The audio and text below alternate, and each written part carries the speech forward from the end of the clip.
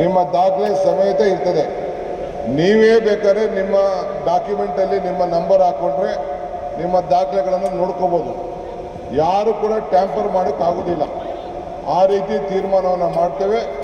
ಮುಂದಕ್ಕೆ ನಮ್ಮ ಗ್ಯಾರಂಟಿ ಸಮಿತಿ ಮೆಂಬರ್ಗಳು, ನಮ್ಮ ಅಧಿಕಾರಿಗಳು, ಅಧಿಕಾರಿಗಳೆಲ್ಲ ಬಂದು ನಿಮಗೆ ಕಂಪ್ಲೀಟ್ ನಿಮ್ಮ ಮನೆ ಬಾಗಿಲಿಗೆ ಈ ರೀತಿ ಹಂಚುವಂಥ ಕೆಲಸವನ್ನು ನಾವು ಮಾಡ್ತೀವಿ.